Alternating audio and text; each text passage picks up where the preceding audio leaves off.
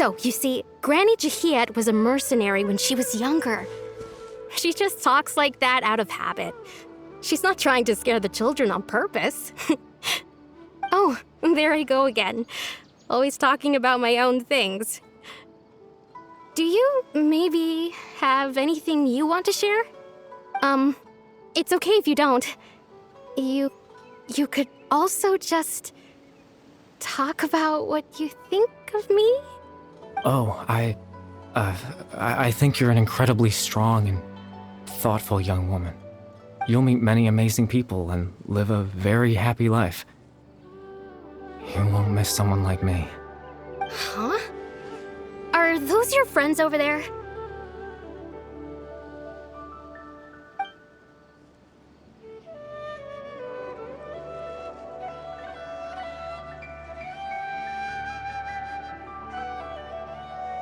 Oh, right! This version... Friends? I guess you could say that. It must have taken them a lot of effort to find me. So, I should see what they need. Another time, huh? Yeah, okay. I'll head back to the village then. Talk to you some other time.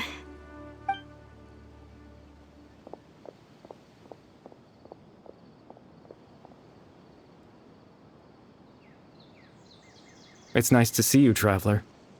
I believe this is the first time we've met.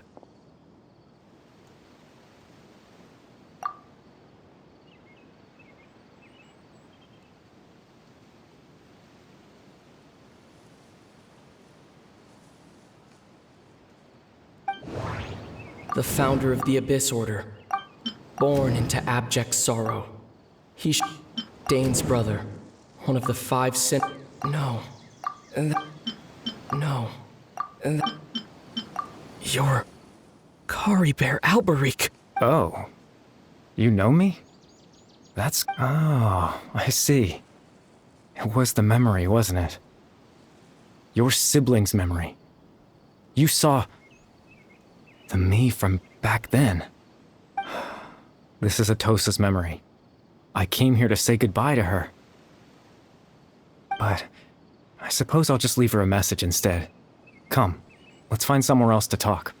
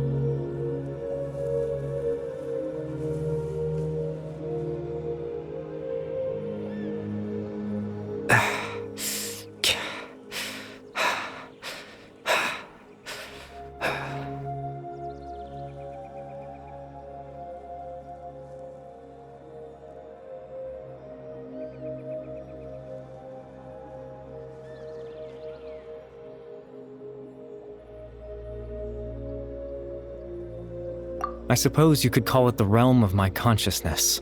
It's nothing. I still have enough strength to play the part of a good host. I've always hoped that I'd get the chance to talk to you like this, and now, the time.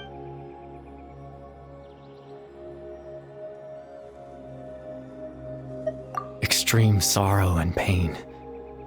Hope and regret coursing through your veins. And a degree of abyssal power that defies comprehension. Father told me that once I possessed all those elements, I would become the loom of fate. But despite his intentions for me, I never truly became the Loom of Fate. I was merely used as a means for its construction. In truth, I died the moment I set everything in motion.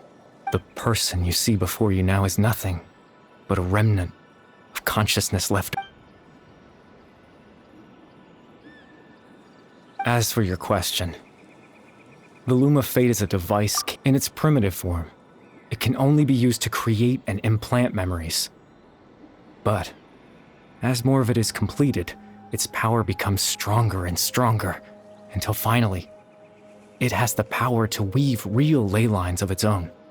Once fully completed, the moment it gains the power to weave ley lines, it loses the lower level ability to influence memories. But it also becomes a tool that can change the entire world.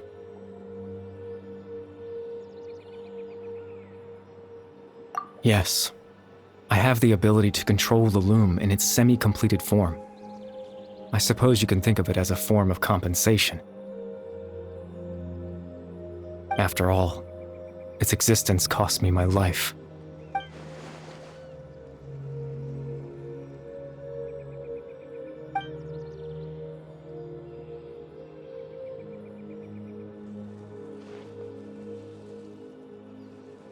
Ah, that.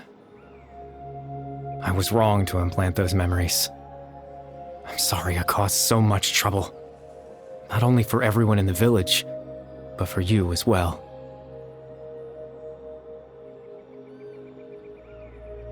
I just wanted them to feel like I once existed in this world.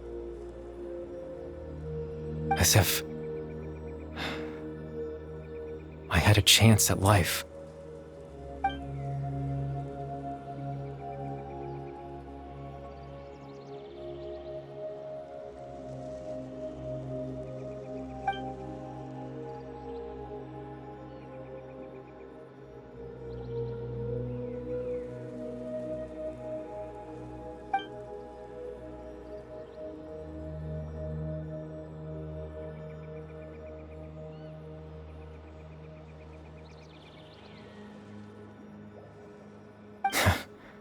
I know what you must be thinking. Why would I do something so meaningless?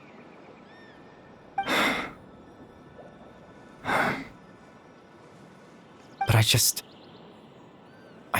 couldn't accept it. I had to know what it would be like if I had my own life. What kind of person I would be.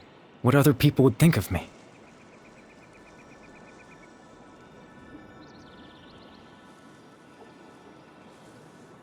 Chief Ahmadiyya, Baram, Granny Jahiyat, Atosa.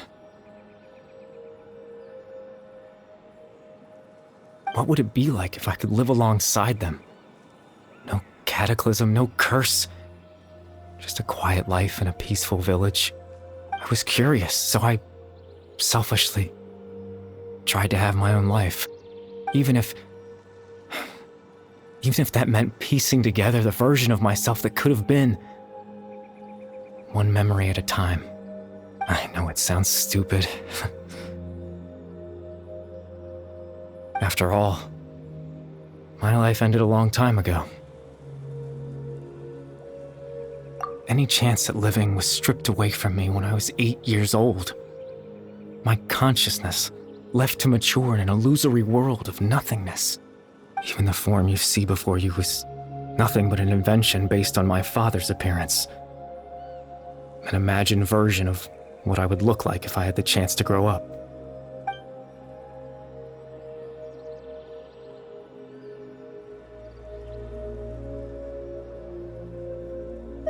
I know. But there's nothing I can do to make them find me. If I could exist in the real world, I would return without a second thought and surprise them with the suddenness of it all. But, well...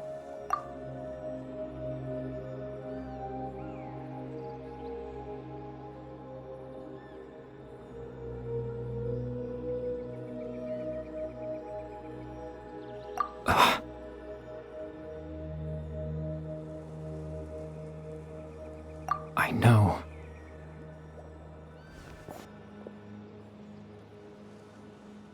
Captain Dainsleif. Twilight Sword, you mean? Exactly. As someone who could only exist in people's memories, the fact that I'm able to talk to you in my consciousness like this, the loom of fate has already been completed.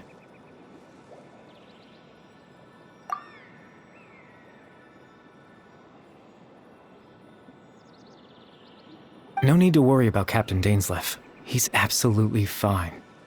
The only reason he lost the eye was because I happened to guess exactly what he was planning. Captain Dainsleif has had the eye inside his body this whole time, hasn't he? His plan was to lure the Abyss Order to a false location, capitalizing on their pursuit of the eye in order to have the chance to confront the princess. He would then hand the eye to you and tell you to take it away from that location. That way, Captain Dainsleif could accomplish his own goal and ensure the safety of the eye all at once. A very thorough plan.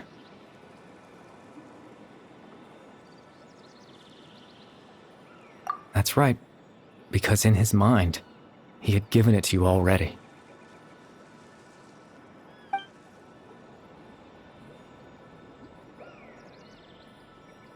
Before you two entered that false location.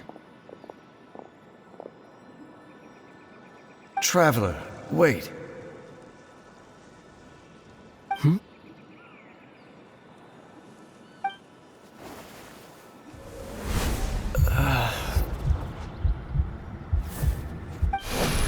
We've no time to lose.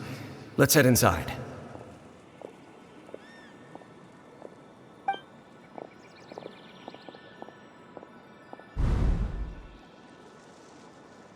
That was when I implanted the memory of him handing you the eye. Given the tense situation at that time, Captain Dainsleif failed to notice anything out of the ordinary, and took that memory to be real. I'm sorry, Traveler, but I needed the Loom of Fate to be completed. And to do that, we had to retrieve the eye. I promise I'm not trying to conceal anything from you, but I truly have no idea what the princess is planning. Tevat's ley line system is deeply entrenched in the planet. Creating new ley lines can neither replace nor extend the ones that already exist. In the face of everything they could be planning, I fear I'm too insignificant to even get a glimpse of the bigger picture. In any case, I had my own use for the loom. You remember my father, don't you? Clotar Alberic. I believe you saw him in your sibling's memory after he used the power of the Abyss to restore consciousness to my hilichurl form. To comfort me, my father told me a story, that this was a fairy tale world where I had to take on the form of a little monster. That story managed to dispel my fears, even if just for a moment. My goal was simple, to use the Loom of Fate in its near-completed form, when its ability to create memory, to implant a specific memory into the minds of the hilichurls. In that memory, I would tell them a story, just like my father did for me.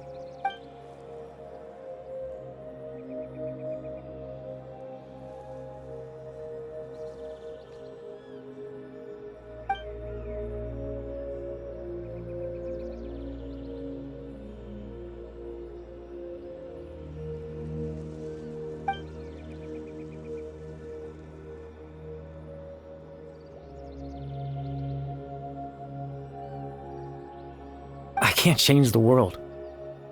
Not when I lost the very right to exist within it. All that's left of my existence is a wisp of residual consciousness tied to the Loom of Fate. In truth, that trace of my consciousness should have dissipated long ago. My goal, but now, the bedtime story is finished. And it's finally time to rest.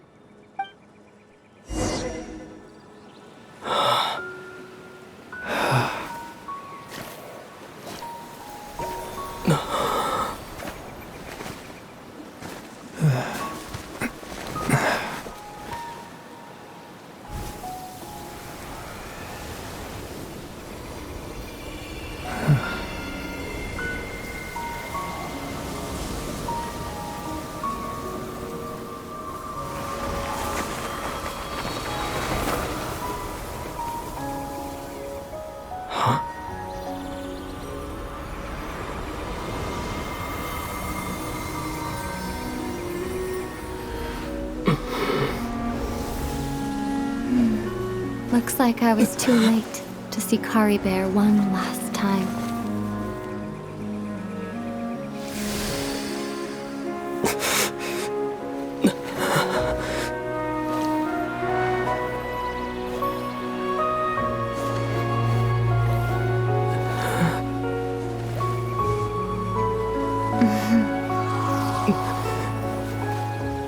Kari Bear's consciousness is gone, and this space will soon disappear along with it. Neither of us belongs here. That's why we're not tangible. Were that not the case, I'd love to hug you too. Well, how about a conversation?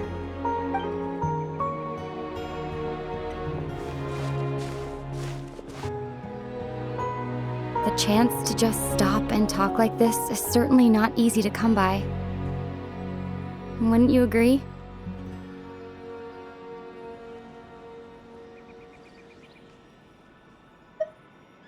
That battle earlier was tough. The one against Dane, I mean. I didn't expect that after everything, he would still hesitate to raise his sword against me.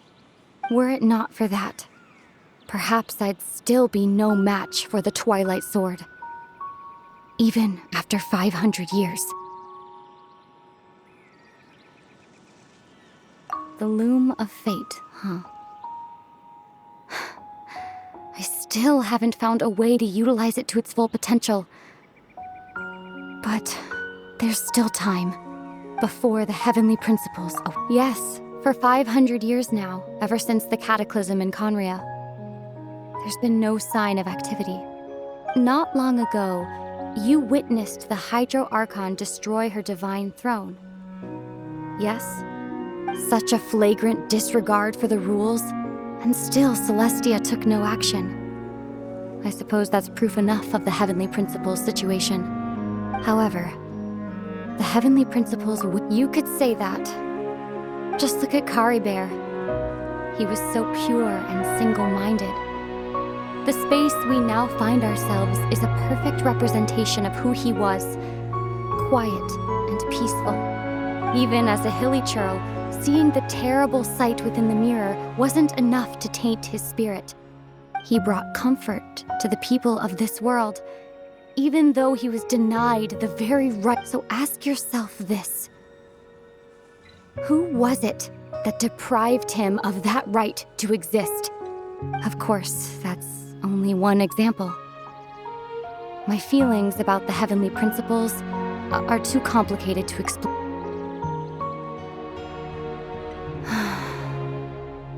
Ether?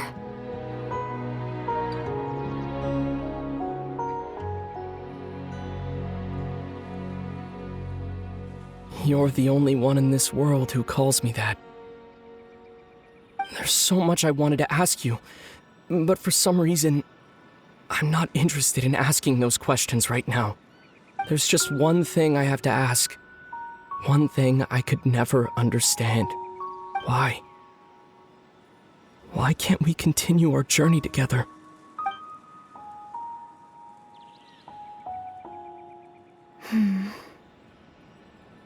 At the end of my journey, I arrived at a place known as the Sea of Flowers at the end. Do you remember?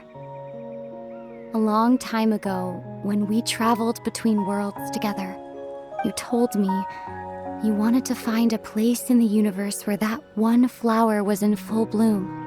To have a place like that suddenly appear before me.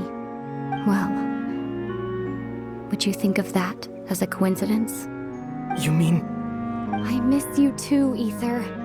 But as this war continues to rage, and as I continue to seek that final answer, I don't even know how to face myself sometimes, let alone my own brother. What's going on? This space has lost its tether. I doubt it'll be able to exist much longer.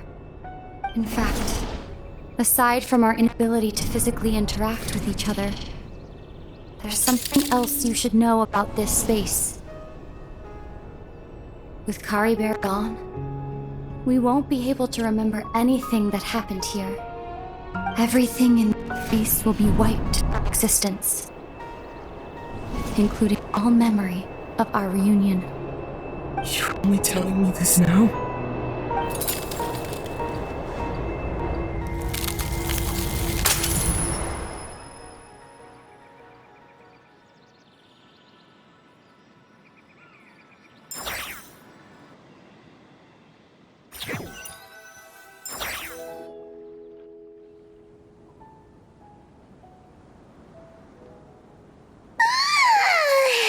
Still so sleepy.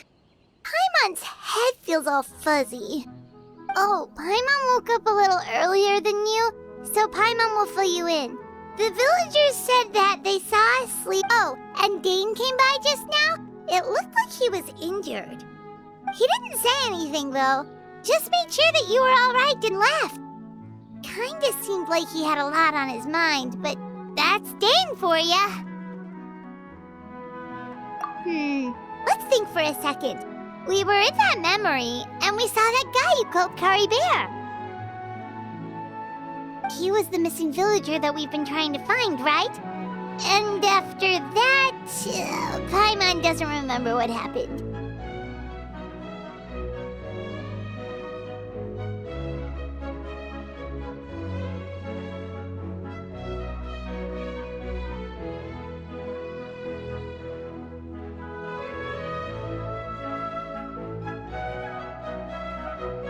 Wait, really? What a score!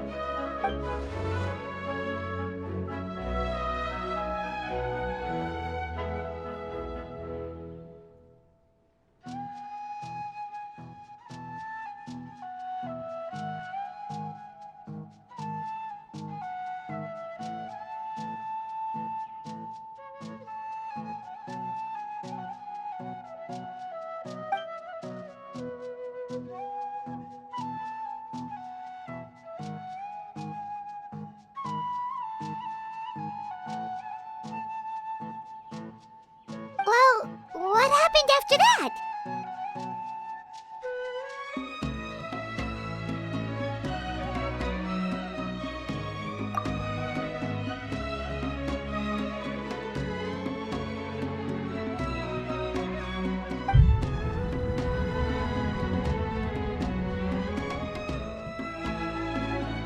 Ah, there you are. Sleep well? Bayram? You sure seem happy. Did something good happen? Something good? Huh. Wasn't anything good or bad, I'd say. It's just that, well, the village organized another search party yesterday. It didn't feel right to leave all the searching to the adventurers. So there we were, searching away, when suddenly this one guy said it. According to him, one day around dusk he was passing by this one tree outside the village, and he saw our missing villager. There he was, sleeping under that tree all by himself. His parents came a little later to wake him up, and they all left together. They looked like quite a happy family, apparently. And after that, well, we all started to feel like that really is what happened. Kind of strange that we forgot all about it for so long.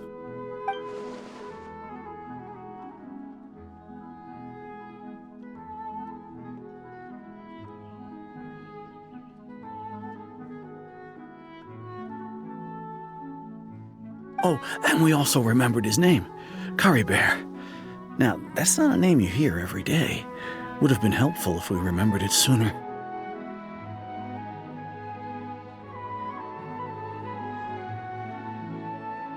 Well, I hope he's happy wherever he is, and we're all relieved now that we know what happened. Seems like everyone thinks Kari Bear left the village. Paimon wonders how Atos is doing. Maybe we should go check on her. If she hasn't remembered like everyone else, we can tell her what happened. Paimon didn't see her in the village just now, so she's probably at the tree. Come on, let's go talk to her.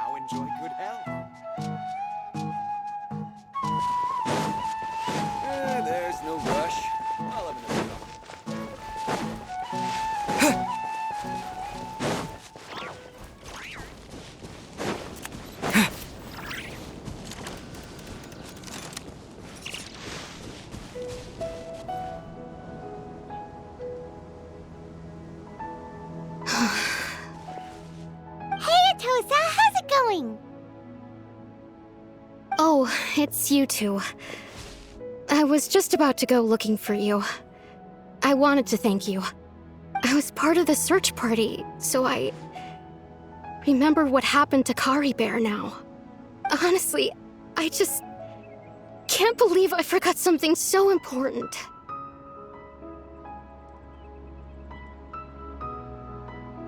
He always seemed to appear out of nowhere, and now he left just as quickly.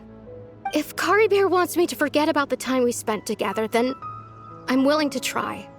I relied on him for a lot of things, but I'm sure with enough time, even the deepest of attachments can fade.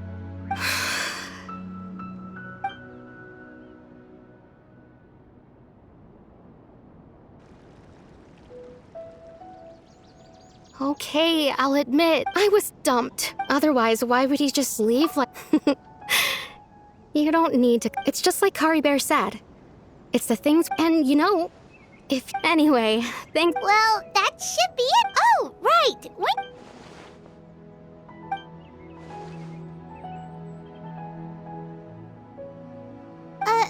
A picture? Where'd that come from? Let Paimon see.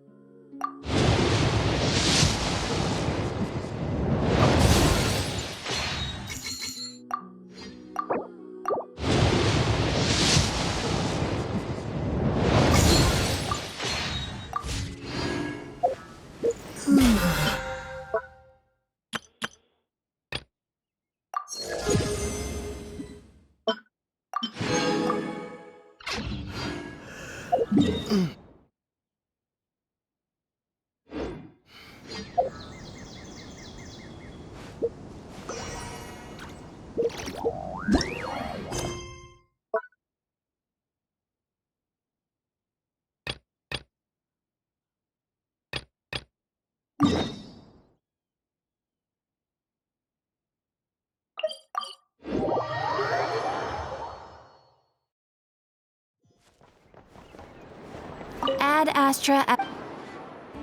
Thank you for completing today. Ad Astra.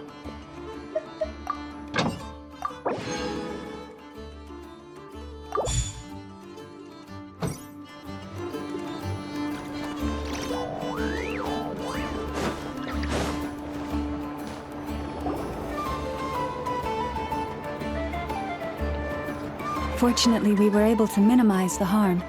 Only a few, but the Reikir of Solnari has now gained a complete form, while we still know nothing about his goals.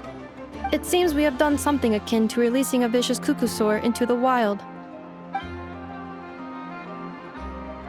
I'm sorry. Is no one here familiar with Kukusaurs? Paimon knows what you mean, but that analogy... He said that this world means nothing to him, so it is possible that he doesn't have a reason to fight us at the moment. If his objective had been revenge alone, we would likely have no recourse. Is there, still time for me to tender my resignation? Just kidding, just kidding. Don't worry, boss, I know. So my canon, my pride and joy was a hindrance rather than... That's right! And it still works on normal Wild Hunt anomalies. Don't let this get you down, I know. Flint's, we'll need you to attend to the aftermath with the Lightkeepers. Don't worry, I've explained everything to them. You're in the clear. My thanks. For that and for everything else I hear you did to help. Had you been willing to show yourself in public more often, you would not have been so easy to isolate, you know. Point taken. I will give that some thought. I suppose that's one way I'd benefit from replacing Sergeant Major Sosi. You mean you're being promoted? Was Paimon the only one who didn't get that? Well, if you've got a moment, would you like to come with me? There's a certain gentleman I'd like to send off on his final journey.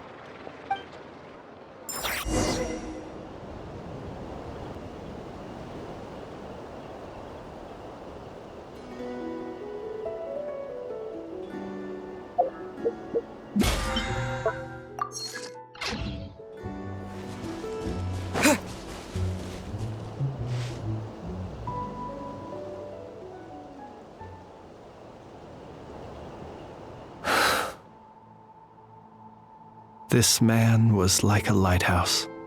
Here he lived as if it were a mere matter of course, and brought light and grace to those around him. But people, once used to illumine, slowly, gradually he came to think as such himself. I have achieved too little. I must do better. There is more work to be done. Perhaps his end was tragic. But I remain proud of the way in which he illuminated the path for others. Every shadow born of the light shall remember it. Oh, poor... I've heard that one too.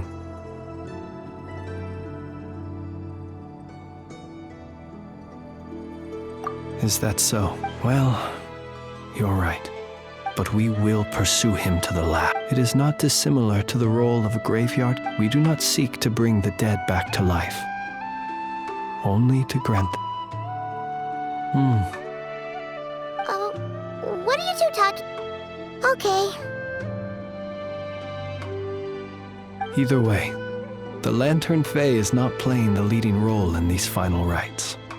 Lightbearer, with your blood you have paved the road to glory and justice. Even as we hurry on, bruised and battered though we may be, stay a while and look back upon the world and all until it closes its eyes in the depths of night, and a lantern lit for you alone flickers softly into life.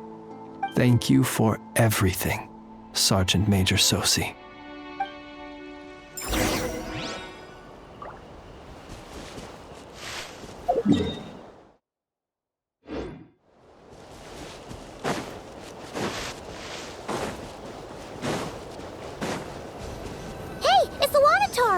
Should we go after her? Or do you have someone else you'd like to meet?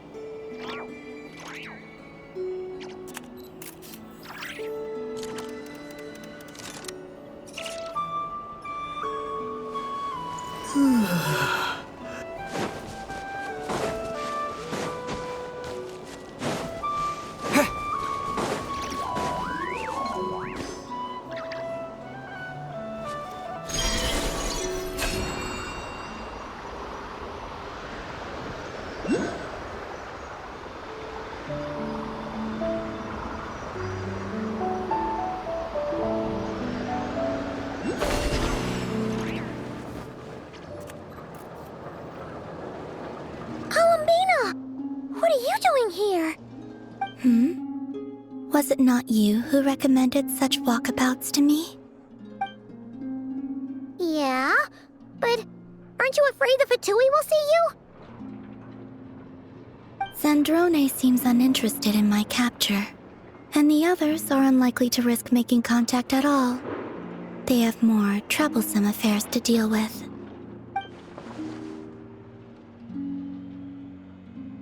Well, it's good to come out for a walk either way. So, how do you feel? Is Nasha Town to your liking? The flow of Kuvok, however... However? Is this where you purchased the dishes you treated me to? Are you serious? That's what she's concerned about? Berries and fried meat? Well, we can take you to grab a bite if you'd like to. There's all sorts... You've been quite subdued. Thorny questions on your mind, perhaps? I still wish to return to the moon that belongs to me. That is where the answers lie.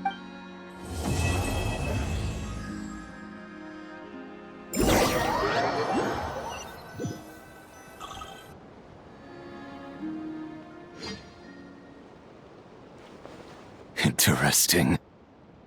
You followed me this far. Why not show your face? Haha! Right! Right you are. I forgot to introduce... The name's Varka, Knight of Boreas, and Grand Master of the Knights of Favonius.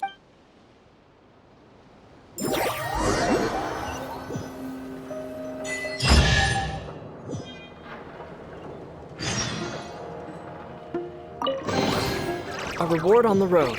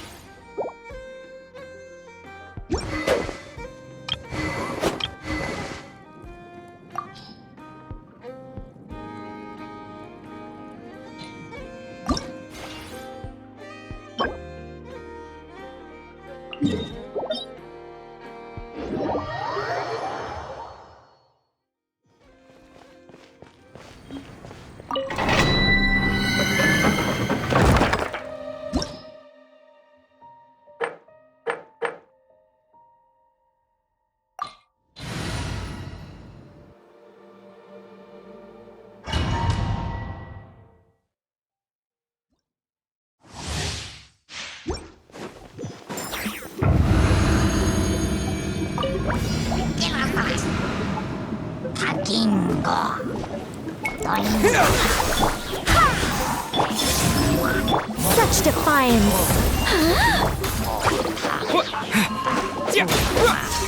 Propagate! Three moons converge. I live within you. Germinate! Scatter!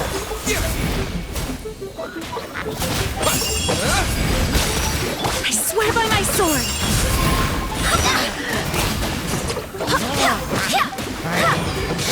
Propagate!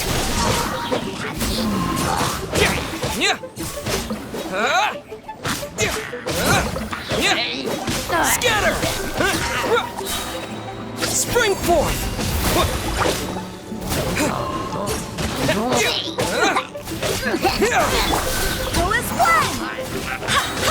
Wind, hear me.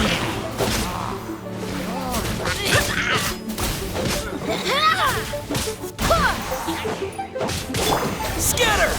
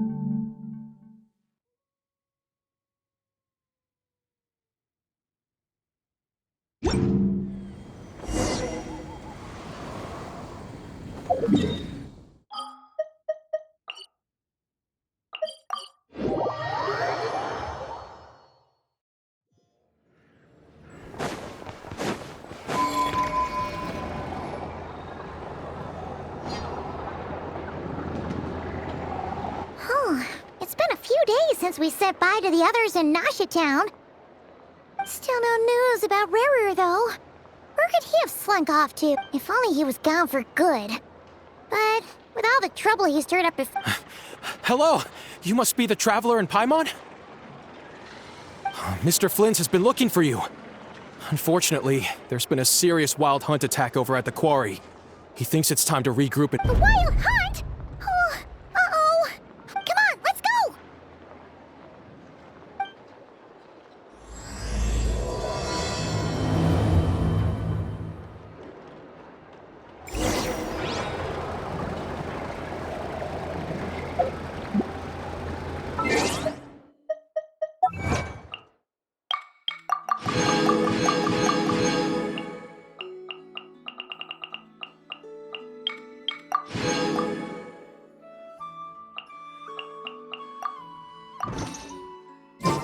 It's time to move on. We shouldn't stay here.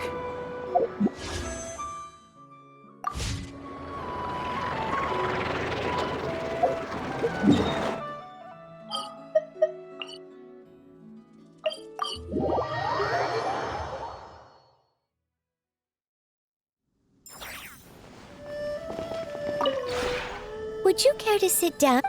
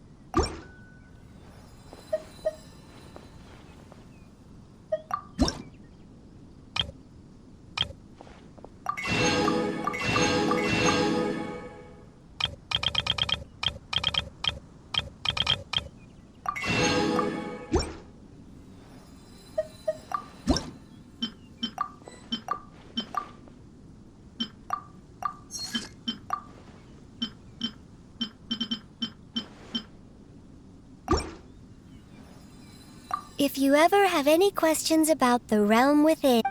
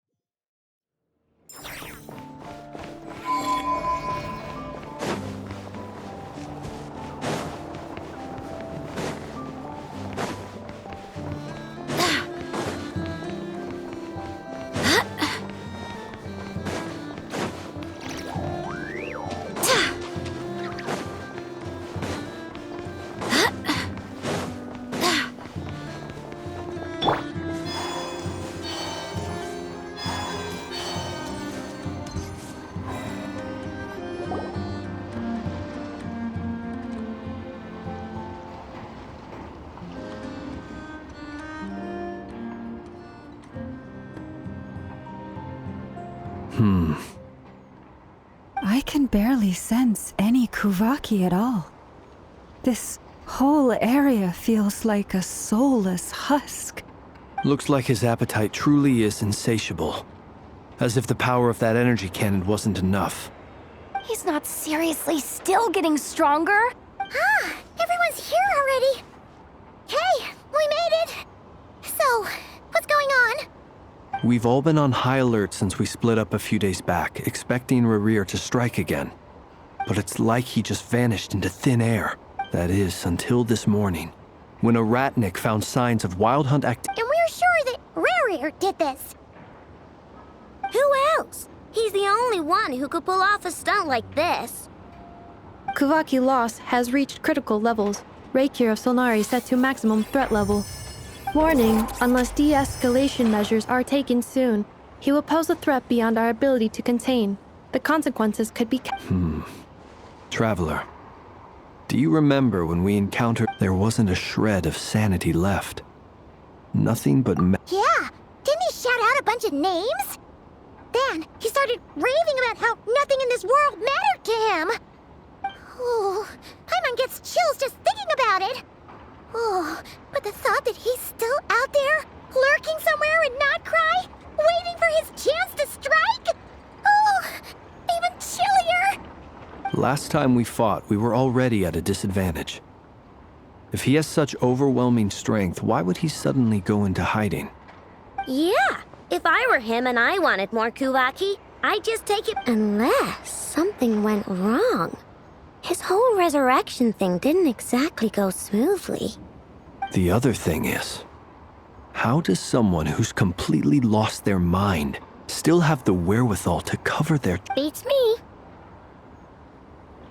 According to certain medical studies, insanity does not always entail a complete loss. That actually sounds about right. He was ranting away to himself the whole time, like he had zero interest in talking to us. There are many unanswered questions here. He could be right under our noses, and we'd still be in the dark.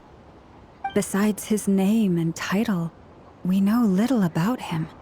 Certainly nothing about his past. Exactly. And we wouldn't even know where to begin. I'd be willing to bet that even if we gathered together every scrap of intel in Nodcry, we still wouldn't find more than, like, 3 useful facts about him.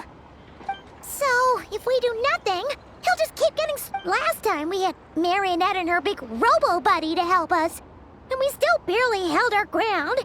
If we had to face him alone... Oh, Paimon's head hurts just thinking about it! Well, I do have a little hunch about his next move. Given that he attacked the quarry, I'd say somewhere like the Eye of Krati, or the Pillar of Embla. One thing's for sure. If we just sit back and let him keep absorbing Kuvaki, we really won't stand a chance against him. A perfectly reasonable hypothesis. However, it is worth noting that these two locations are quite far apart. To investigate them both... I agree, we should split up.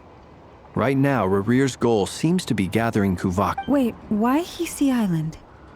If I recall correctly, your largest goddess statue was carved from Kuvaki-rich ore. That's right. Yes, it could well be a potential target of...